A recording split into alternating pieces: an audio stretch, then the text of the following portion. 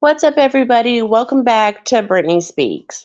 So, today I'm going to do the recap of the Real Housewives of Salt Lake City.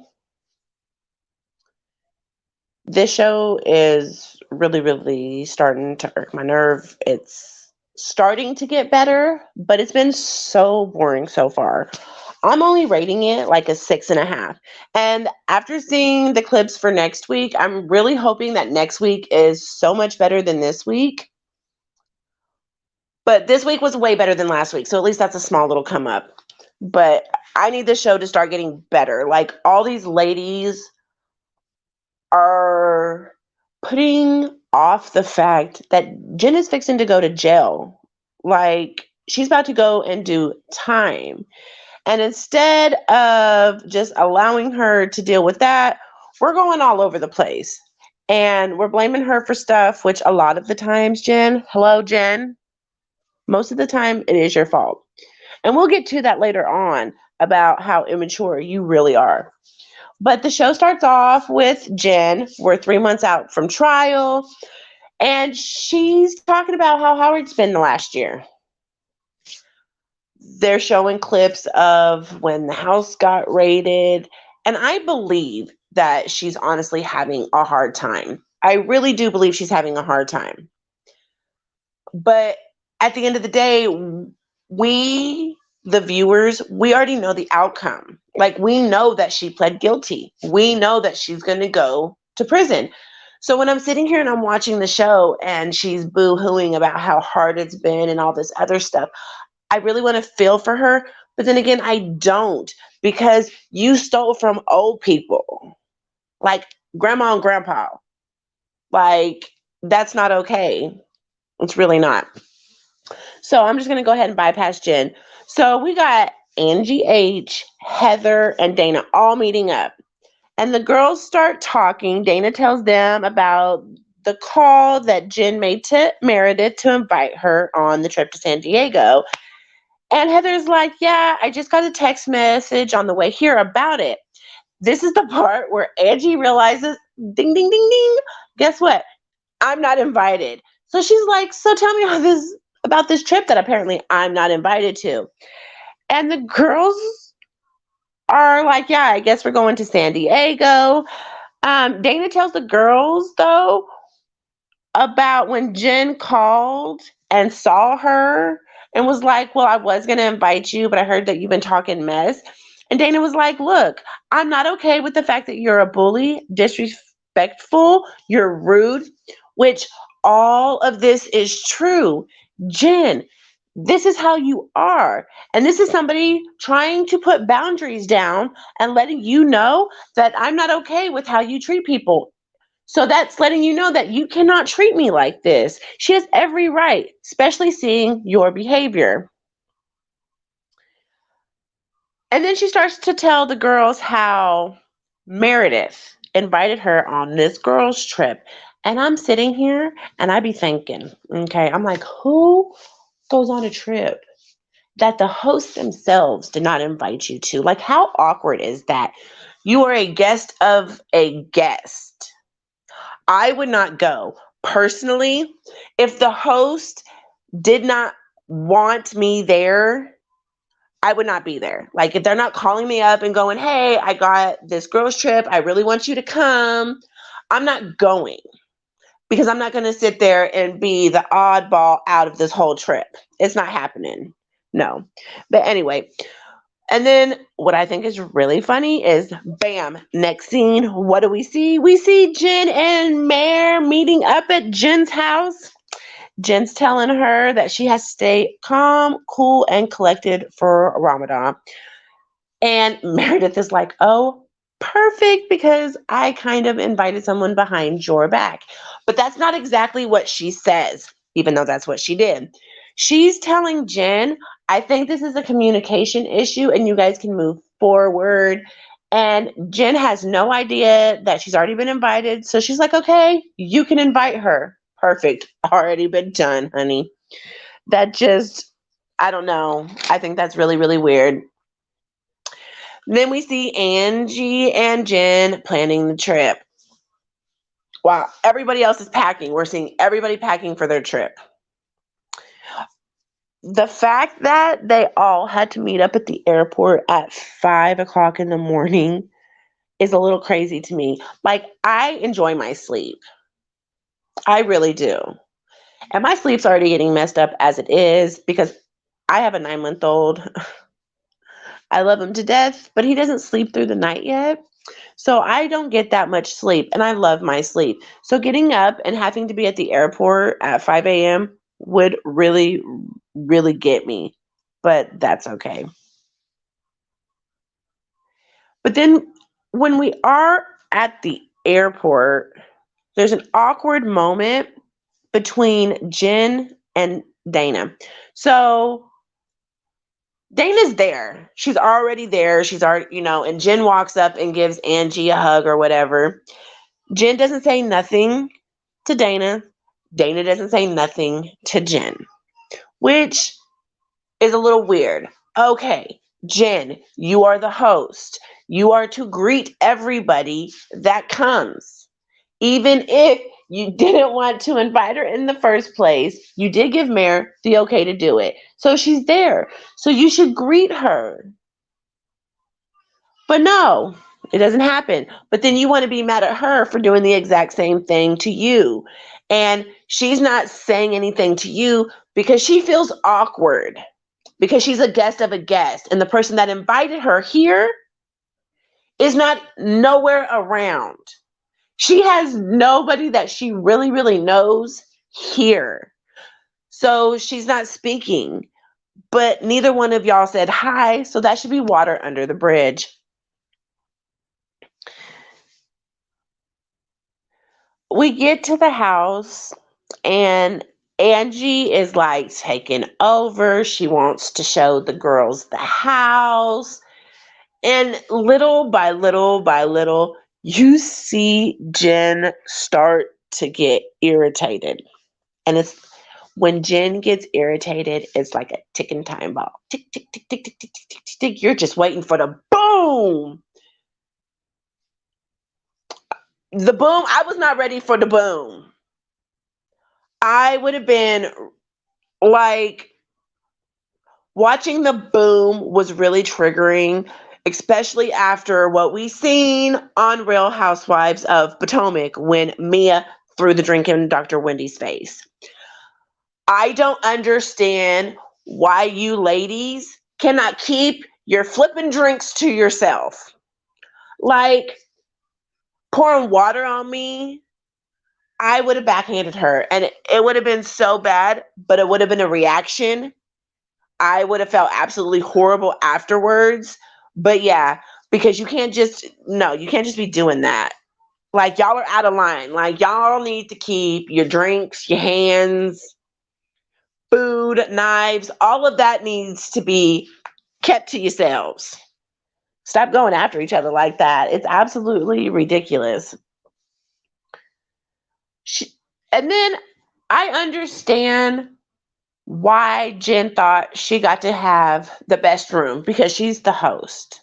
I get that. Usually, the host would get the best room. But Jen, you've had the best room for, I couldn't even tell you how long because of everything that you're going through. Besides, Angie's friend, this is her friend's house. She helped. Let her have the best room. You always get the best room. It's not always all about you, Jen, even though this is your trip. Bitch, you be getting on my nerves. Like, you could not be a friend of mine because I would have blown up on you the way you've blown up on everybody. I would have only done that once. And it would have been bad.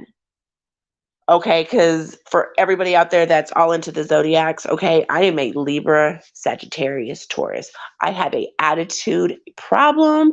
I can hold a grudge, but when I get mad and I start speaking what's really on my mind, my tongue can become a razor blade because I will sit there and I will take it and take it and take it and take it.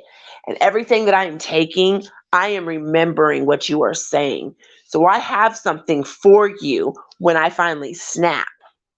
and you're not going to like what I have to say, but I'm only going to have to say it once, and you're going to know, don't come for me again. And that's what Jen needs from these ladies, because she has gone off on everybody. She blows up on everybody. And then she tries to play victim. You're not the victim here, Jen. Okay?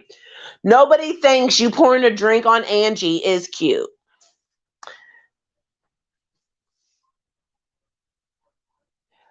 Angie lets it be known to Lisa, look, one, I'm not okay that she did this. I'm not okay. And she has every right to feel like that because, Jen, you humiliated her in front of all these women. Not only did you do that in front of these women, you did it in front of all the camera people, all the producers, everybody that's on set. They all seen this. And because the cameras caught it, guess what? The whole world has now seen you, a grown woman, pour water on your friend's head because you could not handle the fact that she was trying to kind of overtake.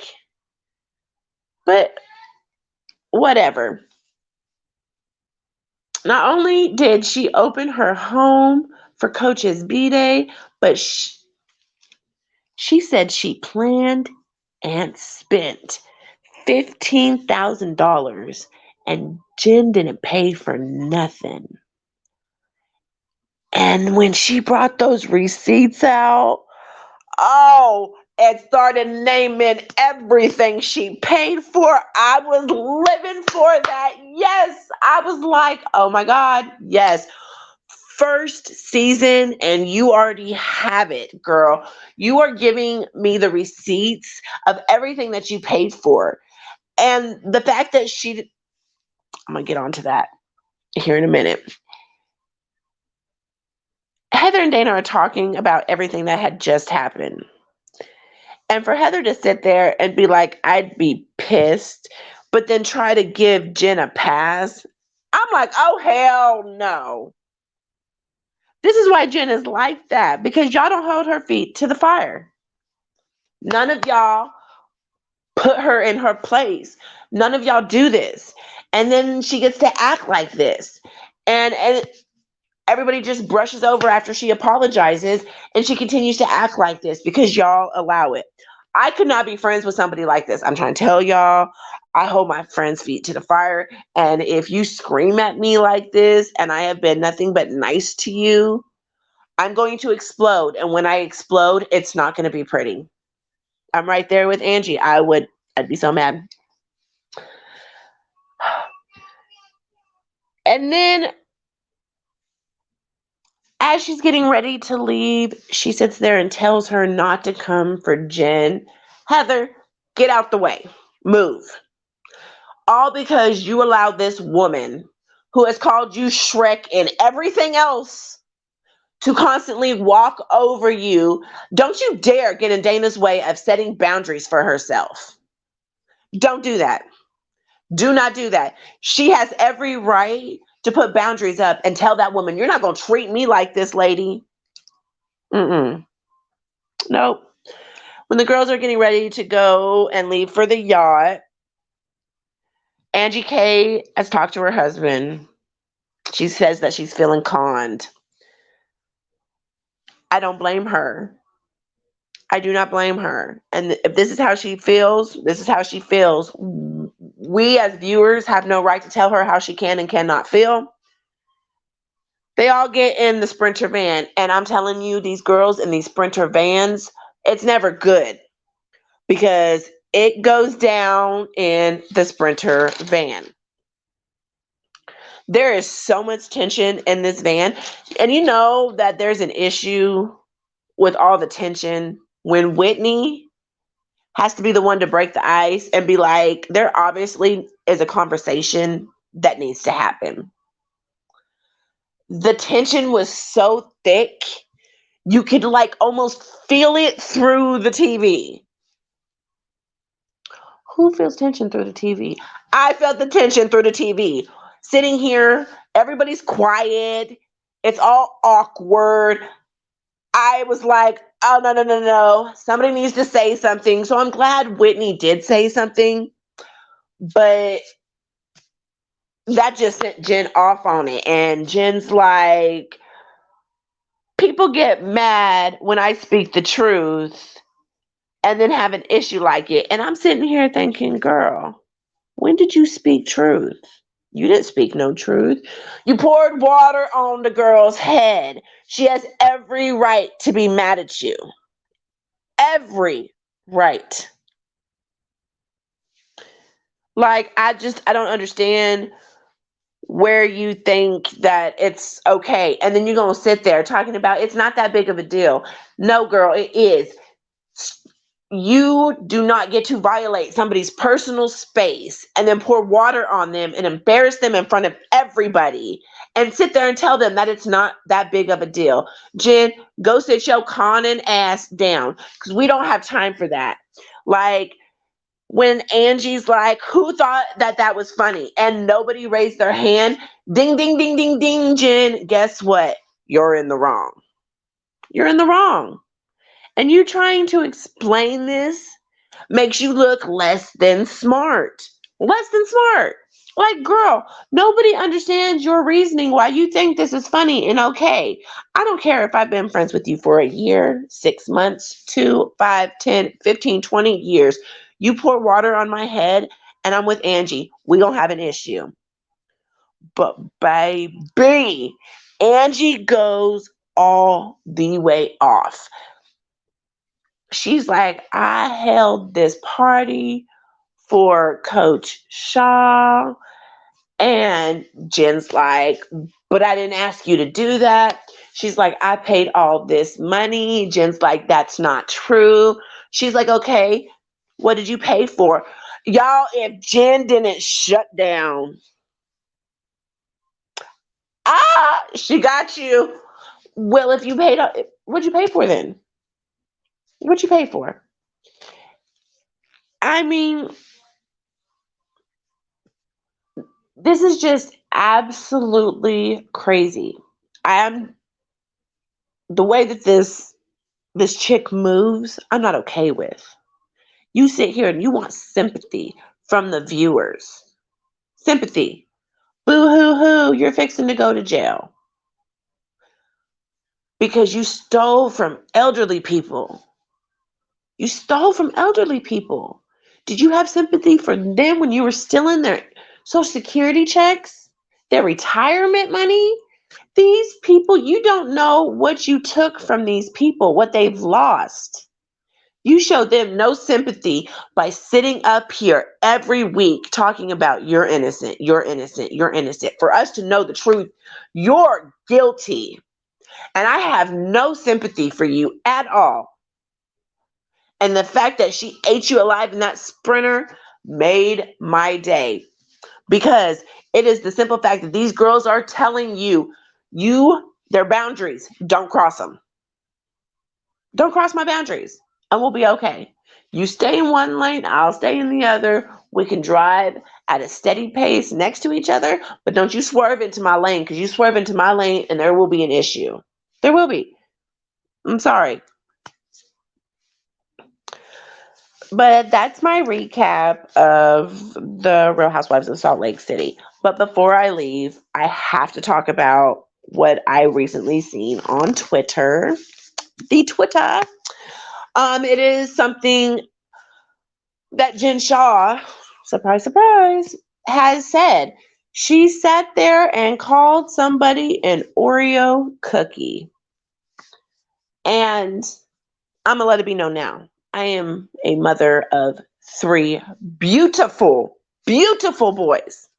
My oldest is 13. He is biracial. He is Black, white, and Native American. But if you were to call my son an Oreo cookie, I would be extremely offended by that. And I'd probably get physical with you because there are certain things that I do not play with, and my children are one of them. My second one is 6. He is Native American and white. My youngest is 8 months. He is Native American and white. But the fact that I do have a child that has Black in him. I by no means am okay with you calling anybody light-skinned, mixed, anything like that, an Oreo cookie. And the fact that you have mixed children and you still thought it was okay to use that irks my nerve to absolutely no end. All because you have mixed babies do not mean you have a right to use certain words thinking that it's cute, because guess what? It's not cute. It's not cute. It's offensive. You wouldn't want people calling your kids, your babies, names. People don't want you calling people names. It's rude. It's disrespectful. It is everything that Dana said you were. You irk my nerve to absolutely no end. But anyway, that is the end of everything. I hope y'all like my video. This is only my second video ever. Comment, let me know that you guys stopped by. Subscribe if you'd like to. I'm not going to put no pressure on y'all. And y'all have a great day. Bye.